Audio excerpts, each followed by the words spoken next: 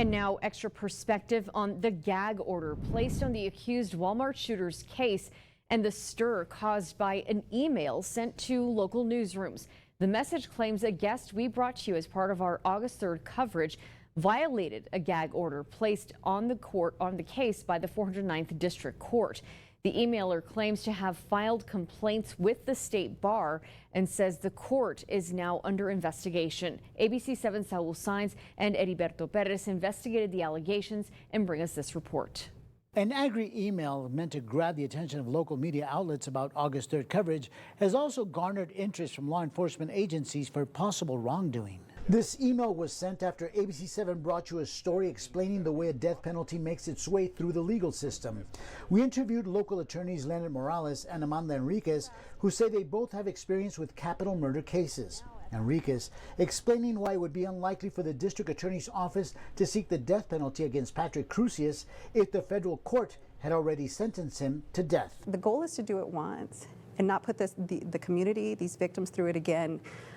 He can only get the death penalty once. Enriquez, who says she was once a prosecutor on the August 3rd case, now works in the public defender's office. She said she is not involved with the case anymore. The emailer launched a personal attack on Enriquez and contends our interview violates the gag order issued last month by El Paso District Court Judge Sam Medrano, who is presiding over the Walmart case. We spoke to a former district judge, Luis Aguilar, about the gag order to see if the claims had merit. And the main purpose of a gag order is to ensure that the defendant gets a fair trial.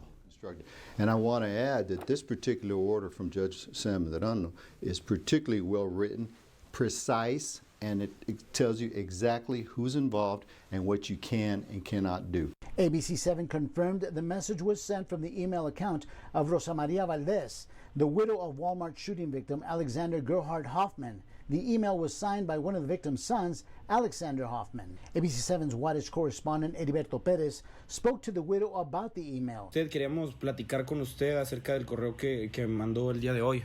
She told Heriberto she did not send the email, but it was possible one of her sons had. We asked to speak to her son, and she told us he was not available. Judge Aguilar adds that complaints filed to the State Commission of Judicial Conduct or the State Bar Association remain private until those entities find grounds to make an announcement. Enriquez told ABC-7 she has not been punished for violating the gag order, nor has she announced any political campaign. A law enforcement source familiar with the situation says a cyber investigative team is combing through data found in the email to find out. ABC-7 offered the emailer, whoever it was, an invitation to express her concerns about our interview with Enriquez and the gag order issued by Judge Sam Medrano, but have not received a response. Now, and only for the purpose of our clarity in our reporting, we at ABC-7 will offer that invitation once again. Until then, we'll let you know when and if we receive a response. Saul Sainz, ABC-7.